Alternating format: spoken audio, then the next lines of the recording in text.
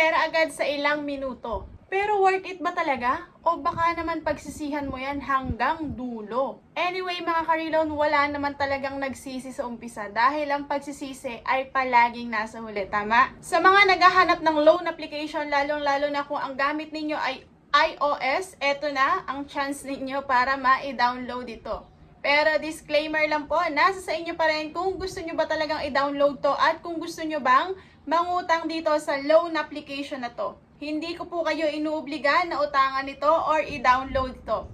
Gagawin po natin ang video na to para i-review at ipakita sa inyo ang proseso kung paano ba tayo dito mag-a-apply at kung ano bang mga ID ang kailangan dito at kung SEC registered nga ba. Ito po ay base lamang sa aking experience nang i-download ko ang loan application na to. At ito nga siya mga ka-reloan. Pag-uusapan natin ngayon ang tungkol kay Pera Nyo Agad. Nice! Ang ganda ng pangalan, Pera Nyo Agad. Diba? Perang-pera na agad. Talaga bang pera to? O baka naman mag-aabono tayo dito bandang huli? Makakatulong nga ba talaga sa atin to? O magiging stress natin to? So mga ka-reloan, kung gusto nyo malaman ng mga kasagutan, tapusin nyo ang video na to. Legit ba ang loan application na to? Magkano ang interest at may issue ba to sa pangaharas? Ka-reloan, maipapayo ko lang sa'yo, bago ka mag-loan dito ay panoorin mo muna to para wala kang pagsisihan. Ang Pera Nyo Agad Cash Loan ay isang online lending application ulit. Siyempre, lahat naman ang nire-review natin ay online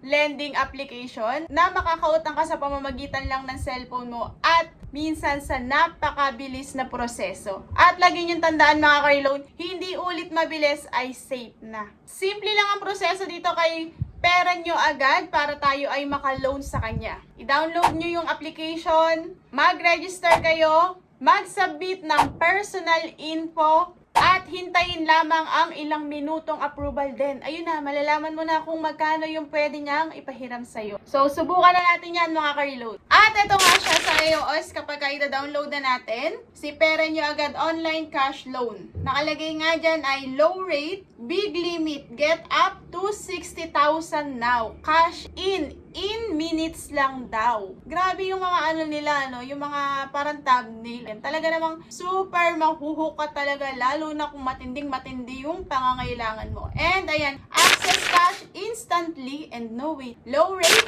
zero repayment stress. Totoo kaya to? Kasi kapag totoo to, panalo tayo dito. Easy process, no collateral, no ID, instant approval. Wow! Too good to be true? Subukan natin. At meron nga siyang 4.8 na review or ratings review dyan sa kanyang application. Pag na-download na natin yan mga ka-reloan, eto na yung pinaka-homepage ni Pera Nyo Agad. Ay hinihingi niya yung ating contact number. Kadalasan naman ganyan ang proseso ng mga online lending application. Number natin para masendan tayo ng verification code sa ating SIM card. At pagka-type nga natin ang code na isinend sa atin, eto na yung lalabas sa homepage natin. Pera Nyo Agad, complete the authentication in just 3 minutes and got 60,000 pesos. Pera Nyo Agad, maximum loan amount up to 50,000 pesos. Ay nakalagay dyan, loan terms 121 days, interest rate 0.05% per day. Fast credit loans, no collateral, 99% plus approval success. And mag-apply now na nga tayo. Ito yung unang lalabas. ID verification, recommended ID type, driver license, PRC, SSS, passport, postal ID, and UMID. So, kung wala naman kayo nito mga recommended ID type niya, meron siyang other options. TIN, Voters ID, National ID, Pag-ibig, and Health Card.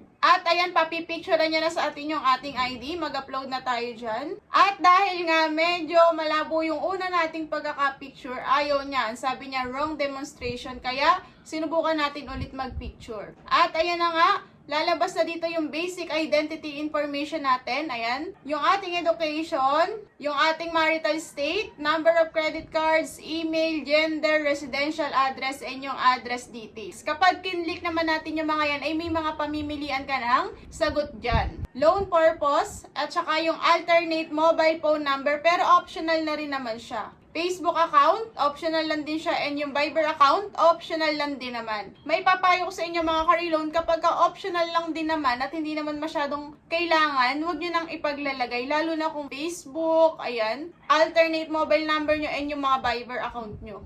Pangalawa na sasagutan natin ay yung company name. Ayan, submit your employment details to verify income, stability, boosting your loan approval chance. So, kailangan natin ito sagutan. Company name, company address, address details, company phone number, profession, and yung work experience, at saka yung monthly salary natin, and yung payday. Pagka kinlik mo ulit yung mga yan, ay may mga lalabas ka naman na ulit na pamimilian. Sa profession, nandyan yung teacher, pwede ring unemployed kasi meron sa pamimilian niya, and meron din namang others. And yung work experience, ayan. Pangatlo sa sasagutan natin ay yung relationship with emergency contacts. Dalawang emergency contacts yung hihingin niya sa atin. Sabi niya, walang collateral pero merong emergency contacts. Kapag hiningan tayo ng emergency contacts, mga ka-reloan, ano rin yan? Contact reference. Iniba lang yung tawag. Ginawa lang emergency contact pero contact reference yan. Nakokontakin din nila kung sakali na hindi tayo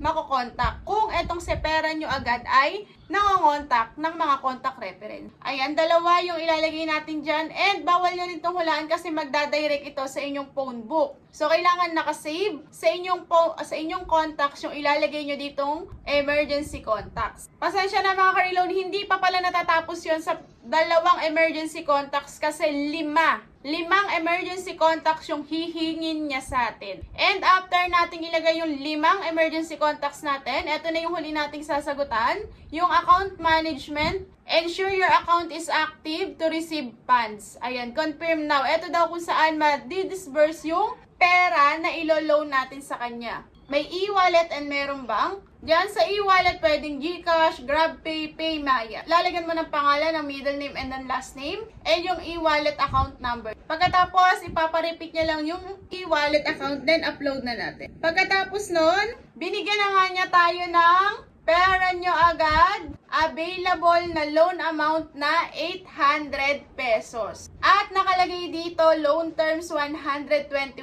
days. So, ngayon ay March 10. So, tingnan natin. Kapag ka niloan natin itong 800 pesos, pero okay na rin, 800, medyo mababa. Mainam yung ganun para hindi tayo agad nabibigla mga ka-reloan. At saka yung iba naman, kapag nag-o-offer sila ng 500, 800, 1,000, once na niloan mo yon at good payer ka naman, nagbabayad ka on time, posible na tumaas agad yung credit limit mo. So, tingnan natin yung loan details nitong 800 pesos. Tingnan natin yung details ng 2 periods na sinasabi niya. Ito yung repayment schedule niya. Yung unang period niya ay sa March 17. So, ibig sabihin 7 days lang ang unang pagbabayad natin. Pero sabi niya 121, diba? At, ayun, yung kailangan nating bayaran sa unang pagbabayad natin ay 795 agad. Halos binayaran mo na ng buo yung 800. And pagtingin ko nga sa pangalawang period, ang babayaran mo na lang ay 5 pesos. Wow, 800 pesos nga lang yung kailangan mong bayaran. Wala kang interest. Yung principal amount na 800 pesos. Kasi kapag pinag-plus mo to 795 tsaka 5, 800 nga lang. Pero 1 week lang. At yung 5 pesos na yon ay sa July 10 pa. Sa July 10 pa yon yung 5 pesos na yon. And kapag nabayaran mo daw sa loob ng 7 days or sa unang repayment itong 795, mawi-waive na yung pangalawa. Wow, thank you ha. Grabe no, sabi 121 days pero 7 days lang naman talaga. And nakalagay nga dyan, may service fee siya. Nakalagay dyan mga ka-reloan, may service fee siya na 304. So magkano na lang yung matatanggap natin? At dahil nga may service fee siya mga ka-reloan na 304, ang matatanggap mo na lang ay 496. And kailangan mo siyang bayaran within 7 days na 795. Grabe. Wala kang hidden fees. Wala kang interest yung 800, pero grabe naman pala yung kakaltasin sa loan amount natin. Mag-isip kayong mabuti mga ka-reloan kung gusto nyo ba tong i-grab, pero para sa akin, no tayo dito sa pera nyo agad. Sa'yo. Hindi pero ito, grabe to. Kalahati lang yung matatanggap mo, pero babayaran mo siya within 7 days. Gano'ng kabigat yun mga ka-reloan, di ba? At sabi niya kanina, 0.05% lang siya per day. Tingnan nga natin kung magkano siya lalabas talaga. Grabe mga ka-reloan. Kaya pala ang sabi niya, ay wala tayong interest na babayaran, di ba? Kasi nga, 800 yung utangin mo din, ang una mo lang babayaran ay 795 sa unang repayment or sa loob ng 7 days. Kaya parang wala ka talagang interest. Pero dahil meron siyang service fee na 304, kapag kinumpute mo ang interest dahil hindi mo nga buong matatanggap yung 800, halos kalahati na lang, 400 na lang, 496 na lang matatanggap mo, di ba?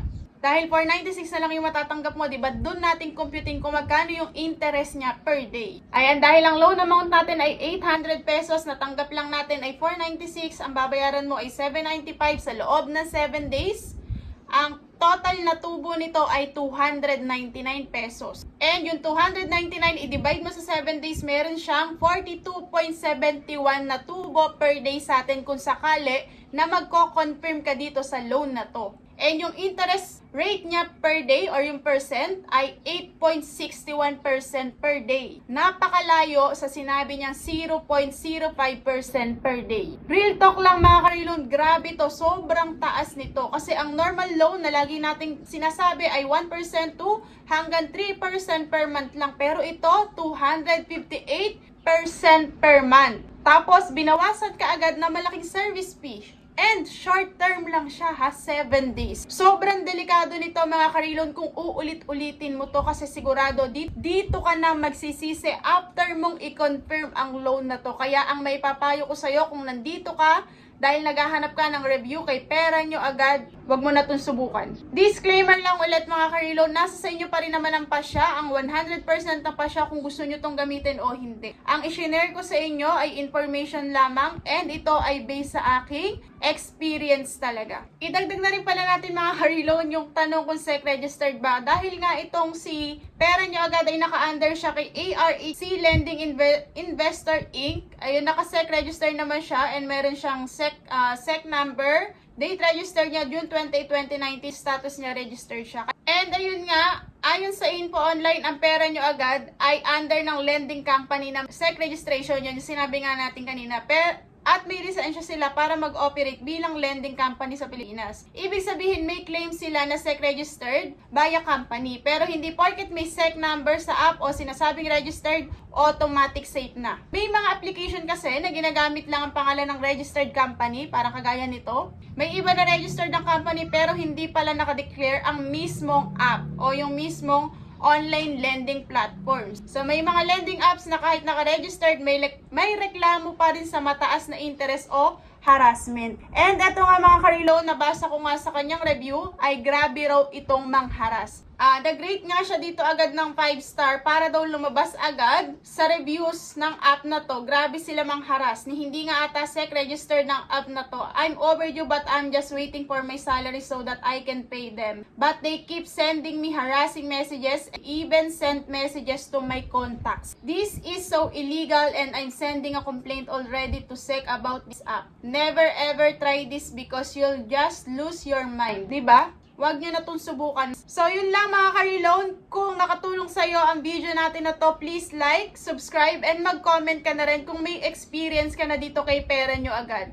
Yun lang mga karilon. Maraming salamat sa panonood and sana makaahon na tayong lahat sa pagkakautang and iwasan natin ang tapal-tapal system para hindi tayo malubog sa pagkakautang. Yun lang. God bless you all. Napakaganda ng aking labi mga karilon, 'di ba? Kaya i-check out niyo na rin itong gamit kong lipstick. Ayan, nasa ating basket ang ating BLK na lipstick. Super ganda, super gaan sa labi. Bye!